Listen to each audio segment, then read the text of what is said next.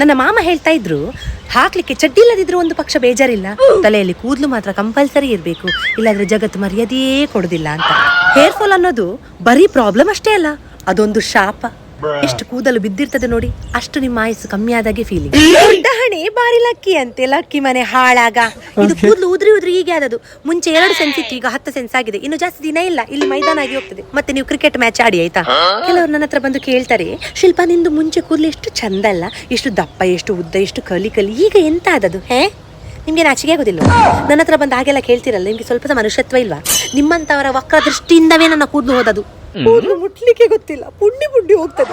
ಬಾಚನಿಗೆ ಮುಟ್ಟುದಂತ ಹೇಳಿದ್ರೆ ಕೈ ಕಾಲು ನಡ್ಕ ಬರ್ತದೆ ನಂಗೆ. ಮುಂಚೆ ಎದ್ದ ತಕ್ಷಣ ಫೋನ್ ನೋಡ್ತಾ ಇದ್ದೆ, ಈಗ ಎದ್ದ ತಕ್ಷಣ ಫಸ್ಟ್ ಪಿಲ್ಲೋ ಚೆಕ್ ಮಾಡುದು, ಎಷ್ಟು ನನ್ನ ಸೋಲ್ಜರ್ಸ್ ಉದುರಿ ಕೆಳಗೆ ಬಿದ್ದಿದ್ದಾರೆ ಅಂತ ನೋಡ್ಲಿಕ್ಕೆ.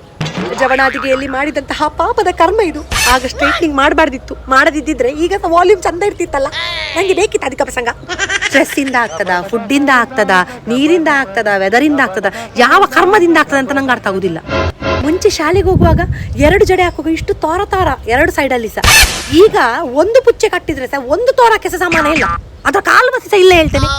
ಜೋರ್ ಗಾಳಿ ಬೀಜಲಿಕ್ಕೆ ಗೊತ್ತಿಲ್ಲ. ನಾನು ಕೂದಲನ್ನು ಹಿಡಿಯುವ ರೇಂಜ್ ನೋಡಿದ್ರೆ ಈ ಪೊಲೀಸರು ಕಳ್ಳರನ್ನ ಇಟ್ಕೊಂಡಿರ್ತಾರೆ ನೋಡಿ, ಓಡಿ ಹೋಗೋದಾಗೆ ಹಾಗೆ. ಅಂದ್ರೆ ಕೂದಲು ರೂಟಿಂದ ಹಾರಿ ಹೋಗ್ಬಾರ್ದಲ್ಲ, ಇರುದೇ 4, ಅದನ್ನಾದ್ರೂ ಬಚಾವ್ ಮಾಡುವ ಅಂತ ಅಷ್ಟೇ. ಆಗ ಎಣ್ಣೆ ಹಾಕಿ ಬಿಟ್ಟಿದ್ದೆ ಎಷ್ಟು ಚಂದ ಬರ್ತಿದ್ದೆ. ಇದೇನು ತಿಪ್ಪದೆ ಕೂರಿ.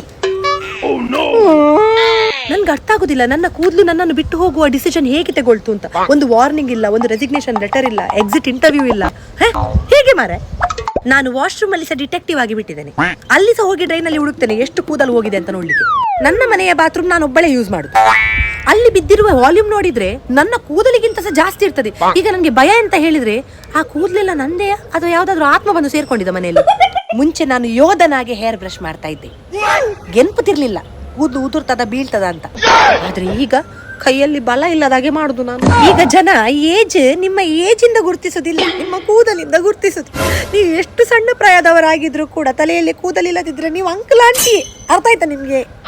ಒಂದು ಪಕ್ಷಕ್ಕೆ ಬಿಳಿ ಕೂದಲಾದ್ರೂ ಪರವಾಗಿಲ್ಲ, ಕೂದಲಿಲ್ಲದಿರುವುದು ತುಂಬಾ ದೊಡ್ಡ ಹಿಂಸೆ. ಇವರೇ ವೈಟಮಿನ್ಸ್ ಇಂದ ಹಿಡಿದು ಹರಕೆ ಕೂಡ ಹೊತ್ಕೊಂಡಾಯ್ತು, ಆದ್ರೆ ಕೂದಲಲ್ಲಿ ಸುಧಾರಿಕೆ ಇಲ್ಲ. ಅದೊಂದು ಹೇಳ್ತಾರಲ್ಲ, ರೋಗ ಬರುವಾಗ ಡಾಕ್ಟರ್ ಒಬ್ಬರನ್ನು ಬಿಟ್ಟು ಊರವರೆಲ್ಲ ಡಾಕ್ಟರ್ ಆಗ್ತಾರೆ ಅಂತ. ಅದೇ ರೀತಿ ಈಗ ನನ್ನ ಫ್ರೆಂಡ್ಸ್ ಎಲ್ಲ ನನ್ನ ಥೆರಪಿಸ್ಟ್ ಆಗಿದ್ದಾರೆ. ಯಾರೋ ಪುಣ್ಯಾತ್ಮ ಹೇಳಿದ ಆನಿಯನ್ ಜ್ಯೂಸ್ ಅಪ್ಲೈ ಮಾಡುವಂತ, ನಾನು ಅಪ್ಲೈ ಮಾಡಿದೆ ಕೂಡ. ಈಗ ನಾನು ದಿನಸಿ ಅಂಗಡಿಯಾಗಿ ಸ್ಮೆಲ್ ಬರ್ತಾ ಇದ್ದೇನೆ. ರಿಲೇಟಿವ್ಸ್ ಹೇಳ್ತಾರೆ, ಲೈಫಲ್ಲಿ ಸ್ಟ್ರೆಸ್ ಮಾಡಬೇಡ, ಎಲ್ಲ ಸರಿ ಆಗ್ತದೆ ಅಂತ. ರಿಲೇಟಿವ್ಸ್ಗಿಂತ ದೊಡ್ಡ ಸ್ಟ್ರೆಸ್ ಬೇಕಾ? ಈಗ ಸೆಲ್ಫಿ ಕೂಡ ನಾನು ಎಲ್ಲಿ ಜಾಸ್ತಿ ಕೂದಲು ಕಾಣ್ತದೆ ನೋಡಿ, ಹೀಗೆ ಎಳ್ದು ಮತ್ತೆ ನಿಂತ್ಕೊಳ್ಳೋದು ಹೀಗೆ ಮಾಡಿ, ಆಗ ಗೊತ್ತಾಗಬಾರ್ದಲ್ಲ ಬಾಲ್ಡಾದದು.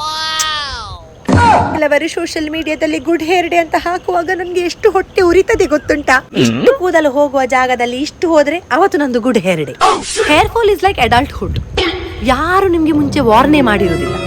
ನಾನು ನನ್ನ ಸೆಲ್ಫ್ ಎಕ್ಸ್ಪೀರಿಯನ್ಸ್ ಇಂದ ಕಲ್ತದ್ದು ಏನು ಅಂತಂದ್ರೆ, ನನ್ನ ಹೇರ್ ಫಾಲ್ ಡಿಸೈಡ್ ಮಾಡುದಿಲ್ಲ ನನ್ನ ವರ್ತ್ ಅಂತ. ನನ್ನ ಬ್ಯೂಟಿ ನನ್ನ ಡೆಸ್ಟಿನಿ ಡಿಸೈಡ್ ಮಾಡುದಿಲ್ಲ. ನನ್ನ ಕಾನ್ಫಿಡೆನ್ಸ್ ನನ್ನ ಫಾಲಿಕ್ಯೂಲ್ಸ್ ಮೇಲೆ ಡಿಪೆಂಡೆಂಟೇ ಅಲ್ಲ. ಆದ್ರೆ ಹೇರ್ ಫಾಲ್ ಆಗುವಾಗ ಮಾತ್ರ ಇಡೀ ಲೋಕ ಮುಳುಗಿದಾಗೆ ಆಗ್ತದೆ ನನ್ಗೆ.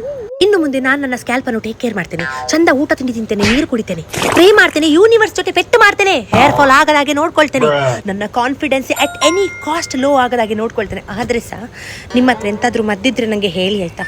ಎಂತ ತಿಪ್ಪರ್ಲಾಗ ಹಾಕಿದ್ರು ನನ್ನ ಹೇರ್ ಫಾಲ್ ಕಂಟ್ರೋಲ್ಗೆ ಬರ್ತಿಲ್ಲ, ಪ್ಲೀಸ್ ಹೇಳಿ ಆಯ್ತಾ?